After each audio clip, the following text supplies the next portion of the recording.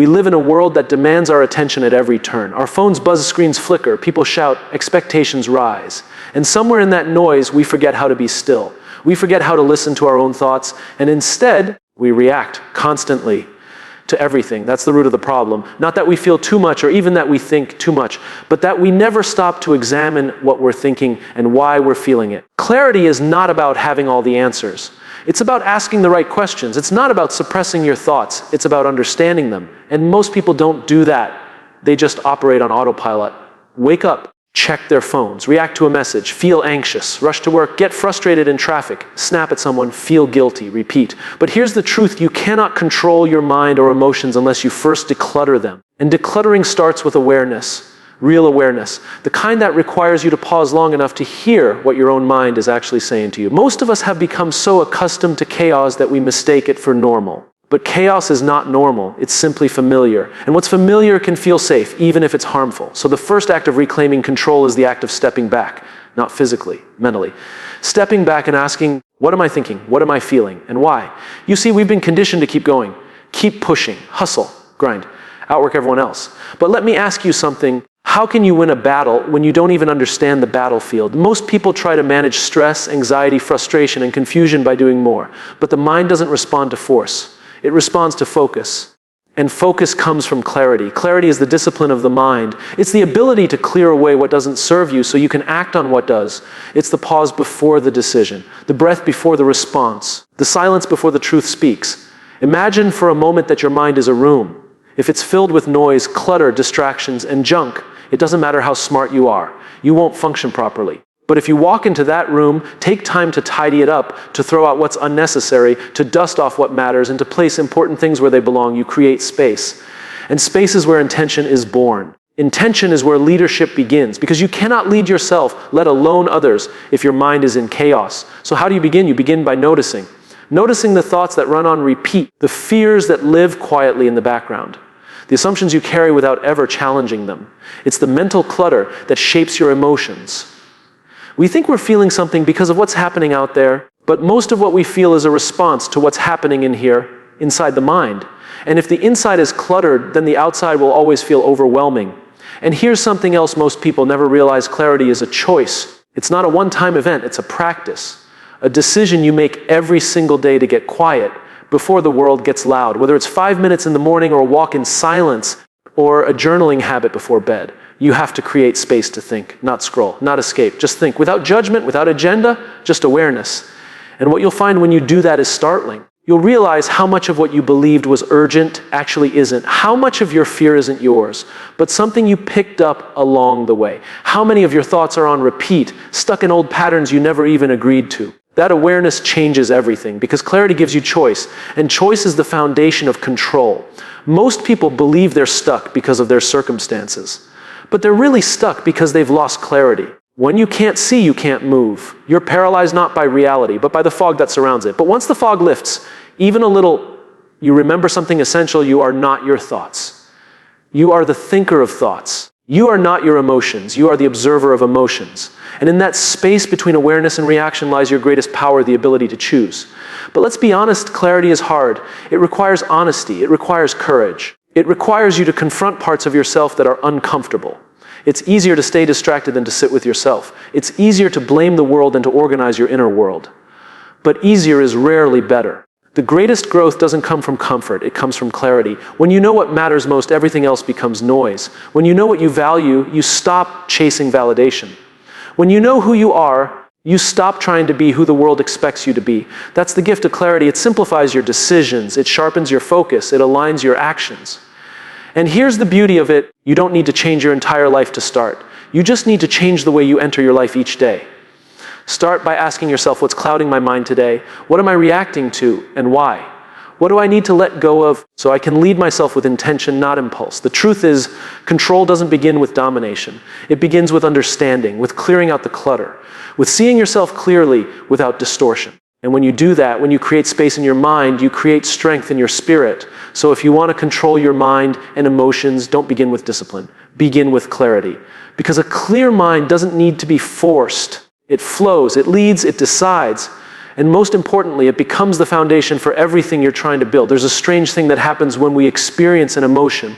We often feel like it owns us. It takes over. And in that moment, it seems like there's nothing we can do but ride the wave. Anger flares, anxiety creeps in, doubt whispers. And before we even know what's happening, we're reacting. We say something we don't mean. We shut down. We lash out. We retreat, all because we felt something. But the truth is, an emotion is not a command. It's not a life sentence. It's a signal. And when you learn to read that signal rather than obey it, you gain an extraordinary power. The ability to respond with intention instead of reacting on impulse. Most people go their entire lives reacting to emotions they never take time to understand. They carry anger that doesn't belong to them. They bury sadness they've never faced. They avoid fear by numbing it with distractions. But emotions don't disappear when you ignore them. They grow in the shadows. And eventually they surface stronger, messier, more confusing than before. So the question becomes, how do we take back control from something so powerful? The answer is surprisingly simple, but not always easy. We name it. There's a psychological principle that says, name it to tame it. When you put words to what you're feeling, you activate the rational part of your brain.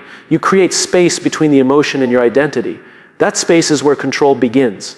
When you say, I feel anxious, you are not saying, I am anxiety. You're recognizing that something is present, but not permanent.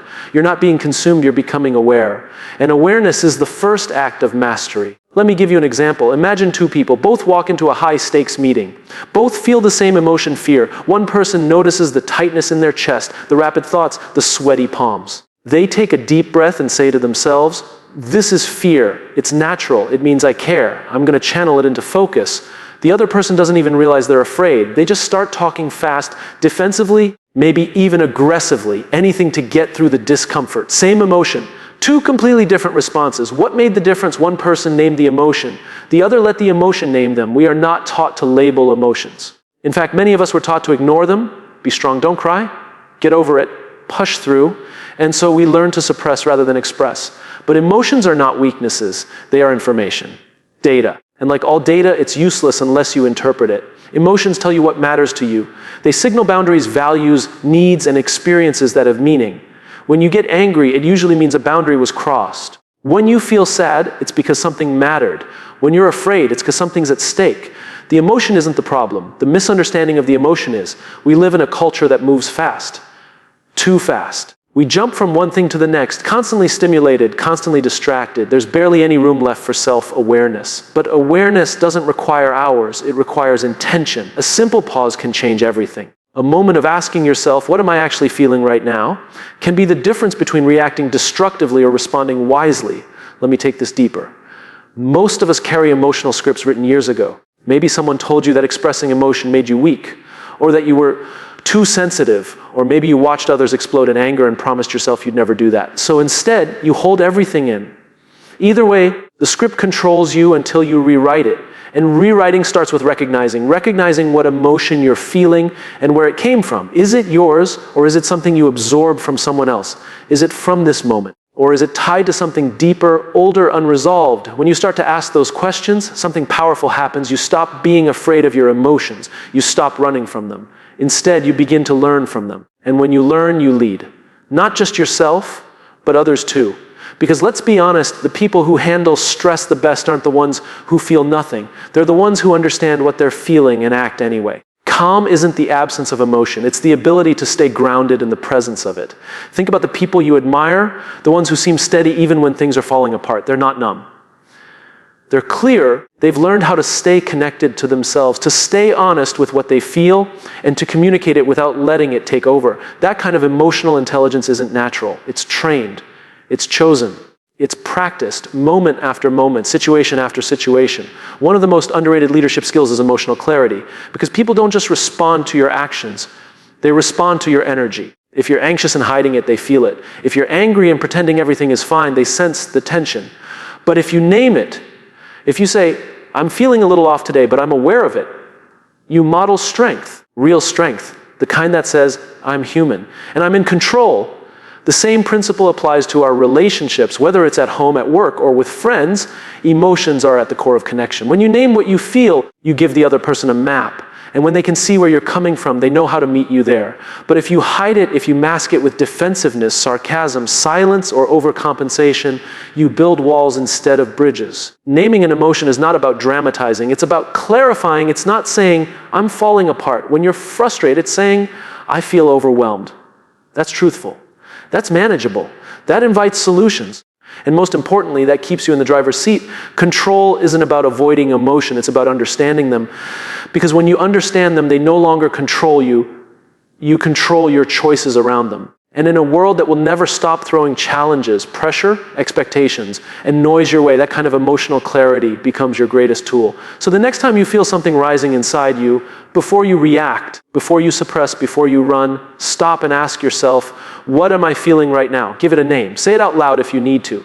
And then watch what happens. Because in that one simple act, you've already done something most people never do. You've chosen awareness over autopilot, intention over instinct, leadership over reaction. And that's the beginning of real control. There's a moment, sometimes just a fraction of a second, that exists between what happens to you and what you do next. It's small, almost invisible, but that moment is everything. It's the difference between reacting and responding, between escalation and resolution, between regret and growth. And the people who learn to live inside that moment, the ones who learn to own it, are the ones who rise above the noise, above the chaos, above the emotion. We don't talk enough about that space. We don't talk enough about the power of the pause because we're conditioned to believe that faster is better. That quick decisions are strong decisions. That reacting quickly means we're sharp, decisive, in control. But that's a lie we've been sold. In truth, the faster we react, the more likely we are to be controlled. Not by thought, but by emotion. Not by intention, but by instinct. And instinct is not always wise. There's a quote I heard once, between stimulus and response, there is a space. In that space is our power to choose our response, and in our response lies our growth and our freedom. That's the space I'm talking about. It's the gap, the sacred gap between what life throws at you and how you choose to respond. Most people skip over it entirely. Something happens. They get cut off in traffic. They hear a critical comment. They receive bad news, and they jump straight into action. Anger, sarcasm, withdrawal, blame. They don't pause, they don't process, they don't choose. They just react. But reacting is survival. Responding is leadership. Let me give you an example. A leader walks into a meeting. The team missed a deadline. The client is upset. The pressure is high. The first instinct, frustration, disappointment, maybe even anger. And for many leaders, that instinct becomes action. They raise their voice, criticize, question people's commitment. The energy in the room drops. Defensiveness builds. Creativity shuts down. Why? Because the leader skipped the space. They let their emotion drive the moment. But a true leader, someone with mastery over their emotions and mind, does something different. They pause, even for 3 seconds. They feel the frustration, but don't become it. They take a breath. They ask, what do I want to create in this moment? And then they respond, not react. Let's talk about what went wrong and how we fix it together. Same problem, same meeting. Different outcome, all because of the space. Now, this space isn't just useful in high-stakes meetings, it matters in your everyday life. You get a text that triggers you. You're late for something. Someone speaks to you disrespectfully. These are the small moments that shape our days and ultimately shape our lives. And in each of those moments, you are given a choice. Do you hand over control to your emotions, or do you step into that space and lead from intention? The reason this is so hard is because our brains are wired for survival. When we perceive a threat, emotional, physical, or psychological, our nervous system kicks in. Fight, flight, freeze. And in that state, we're not thinking clearly. We're just trying to feel safe. But here's the catch. Most of what triggers us today isn't a saber-toothed tiger. It's an email, a tone of voice, a look, a belief being challenged. And yet we respond as if we're under attack. So what we need is not just self-awareness, but nervous system awareness. We need to recognize when we're being hijacked by emotion and have the tools to bring ourselves back to center. That's where breath comes in. And no, I'm not going to get all woo-woo about it, but the science is clear. A single deep breath held for a moment and released slowly can lower your heart rate, reduce cortisol, and shift your brain from reactivity to clarity. That breath creates the space. It gives you time to ask, what am I really reacting to right now? What outcome do I actually want here? What would the best version of me do? Those are questions leaders ask. Not just leaders of organizations, but leaders of themselves, because the ultimate leadership challenge is not managing people, it's managing yourself, your thoughts, your impulses, your fears, your reactions. The people who have the greatest impact in the world are not the ones who never feel emotion. They're the ones who know when to not act on it. They've trained themselves to be still when others rush, to think when others lash out, to choose when others react. And here's what's interesting, people notice. Whether it's your team, your family, your partner, your peers, people feel your energy. When you rush to judgment, when you snap, when you get defensive, they feel that. And it erodes trust. But when you respond with calm, with clarity, with curiosity, they feel that too. And that builds trust. That builds influence. I had a conversation once with someone who was known for being one of the most emotionally intelligent CEOs in his industry. I asked him what made the biggest difference in his leadership. He said, "I stopped needing to be right in the moment and started wanting to be useful in the long run." That's wisdom, and it only comes when you create that space, when you choose reflection over reaction. Now, I'm not saying you always have time to step away. Light a candle, journal your feelings, and then return. Sometimes you need to respond quickly. But even in urgency, you can create micro pauses, one breath, one internal question, one reminder of who you are and what you stand for. Those seconds can change everything. Let me leave you with this. Your power is not in your ability to move fast. It's in your ability to move deliberately. Your strength is not in how loudly you speak. It's in how clearly you understand what needs to be said. And your influence is not measured by how many people fear your reactions, but by how many people trust your responses. The space between stimulus and response is not just a moment, it's a muscle. And like any muscle, it grows with use. The more you practice the pause, the more natural it becomes. The more you honor that space, the more power you'll have to create not just a better outcome, but a better you. So the next time something challenges you, before you do anything, pause, breathe, step into the gap, and ask yourself, who do I want to be in this moment? Because in that question lies your freedom, and in that freedom lies your future. The most important conversation you will ever have is the one you're having with yourself. Not once a week, not once a month, but every single day. That voice in your head, it never turns off. It's always speaking. And whether you realize it or not, it's shaping your entire life, your confidence, your decisions, your resilience, your ability to lead, your ability to love, everything. Most people never question that voice. They live their lives listening to a narrator they didn't choose. They let old fears speak as truth. They let past failures define present limitations. They let doubt disguise itself as logic. And the tragedy is not that they hear these voices, it's that they believe them. But here's the truth: that your mind believes what you repeatedly tell it. It doesn't know the difference between fact and repetition. If you tell yourself you're not good enough long enough, you will live that out. If you tell yourself you're stuck, your actions will reflect it. If you constantly feed your mind with limitation, you will never act with possibility. That's not self-help fluff.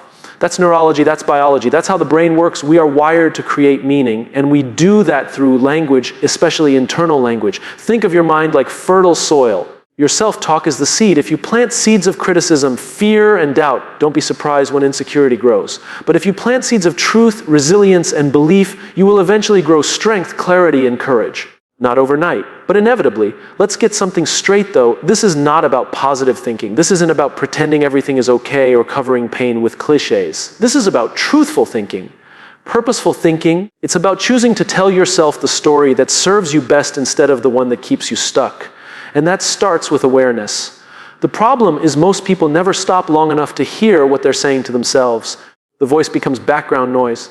And when it becomes background noise, it becomes reality. If your mind is saying things like, I'm not a good leader, or I'm always messing things up, or no one really sees me, or I'll never change, that's not just thought, that's a story. And stories are powerful. They build our lives, they form our identity. And the longer a story goes unchallenged, the more it becomes a belief. But beliefs are not facts, they are conclusions. And conclusions can be changed. So ask yourself, what story have I been telling myself lately? What's the tone of my inner voice? Am I a coach in my own head, or a critic? Because the difference is massive. Coaches don't lie to you. They challenge you, push you, remind you who you are. Critics tear you down. They judge without compassion. They focus on failure. And many of us have lived with a critic for so long that we don't even remember what a coach sounds like. Imagine someone following you around all day, saying the things you say to yourself. Would you feel empowered or ashamed? Would you feel supported or judged? Because the answer to that question will tell you everything you need to know about the state of your internal world. And here's the hard truth. If you wouldn't tolerate that voice from someone else, why do you tolerate it from yourself? The people who rise, truly rise, don't have perfect pasts.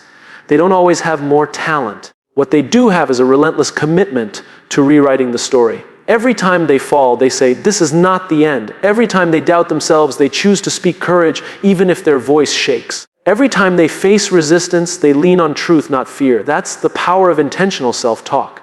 Think about elite athletes. When they stand at the starting line, they're not just warming up their bodies, they're preparing their minds. They're saying things like, I've trained for this, stay focused, breathe, You've done this before. That's not random. That's discipline. They're priming their minds to serve them, not sabotage them. And you don't have to be an athlete to do that. You just have to recognize that your internal language is a tool. Use it wisely, or it will use you. But let me be clear, this isn't about ignoring the hard stuff. There will be days when doubt creeps in, when failure feels final, when your mind says, "What's the point?" On those days, your job isn't to be perfect. Your job is to be present, to catch the thought, to challenge it, and to choose a better one. Instead of saying, "I'll never figure this out," say, "This is hard, but I've faced hard things before." Instead of saying, "I'm not good at this," say, "I'm learning." Instead of, "I failed," say, "I'm not finished." That shift isn't denial, it's direction. You're guiding your mind toward possibility instead of allowing it to collapse into fear. Your inner voice is not meant to be a courtroom. It's meant to be a compass. It's there to guide you, not to sentence you. And when you learn to use it well, everything changes. Your energy shifts, your confidence builds, your focus sharpens, and perhaps most importantly, you begin to trust yourself again. And trust is everything, because when you trust your inner voice, you stop chasing validation. You stop trying to prove your worth to the world. You stop performing for acceptance. You start leading not from ego, but from grounded clarity. You start walking into rooms without needing to dominate them, because you're no longer fighting yourself inside them. This takes practice. Like any skill, it requires repetition. And the good news is you already have the opportunity. Every single day, when you look in the mirror, when you face a challenge, when you're alone with your thoughts, those are the moments when you train your mind. You either reinforce the old story or you write a new one. That's the choice. And that choice is yours. So the next time you catch yourself saying something self-defeating, pause. Ask, is this thought useful? Is it true? Is it kind? If not, change it. Speak to yourself the way you'd speak to someone you love. Not out of pity, but out of belief, out of respect, out of the recognition that you are still becoming. And becoming takes time. You don't need to be perfect to change your self-talk. You just need to be aware. You don't need to silence every negative thought. You just need to make sure they don't get the final word. You don't need to fake positivity. You just need to tell the truth, the whole truth. The part that says, "I'm struggling," and the part that says, "But I'm still standing." Because in the end, your inner voice will either be the loudest critic of your life or the most powerful advocate for it. And you get to decide which. Every word you say to yourself is a vote for the kind of life you're building. So choose wisely, speak clearly, and lead from within. Most people misunderstand discipline. They think it's about punishment, about strictness, about grinding through life with clenched teeth and rigid routines. But that's not discipline. That's resistance. Real discipline is not about restriction. It's about direction. It's not about saying no to everything. It's about saying yes to what matters most. And at its core, discipline is not about controlling your behavior. It's about leading your emotions. Because here's what most people don't realize. Emotional control isn't something you just stumble into one day. It's not a switch that flips when you read the right book or listen to the right podcast. It's a practice, a discipline. A muscle that you train through choices, repetition, and commitment.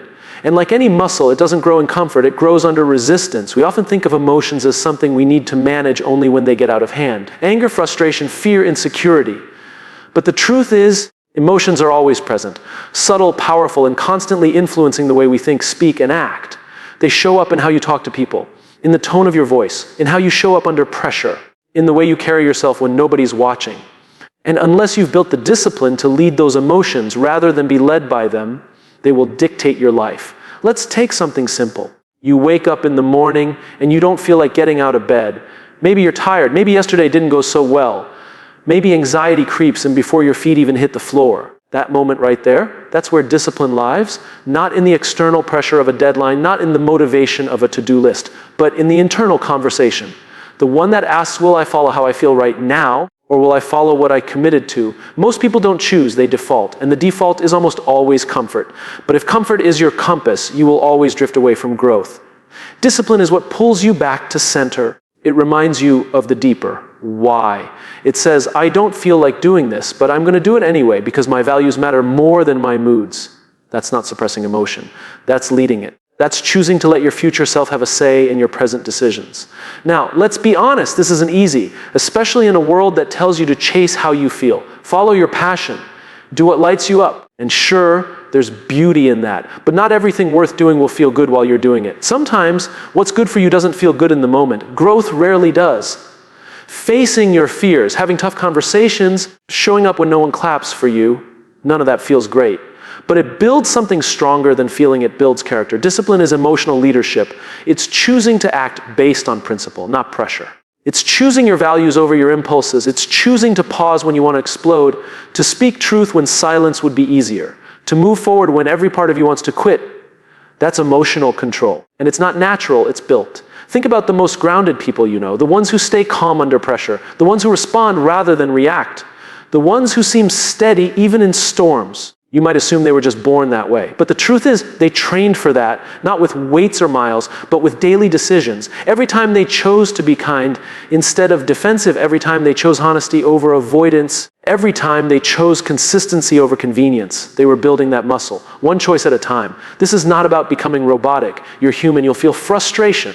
You'll feel anxiety. You'll feel discouraged. But discipline teaches you to respond with clarity rather than chaos. It teaches you that your feelings are valid, but they are not instructions.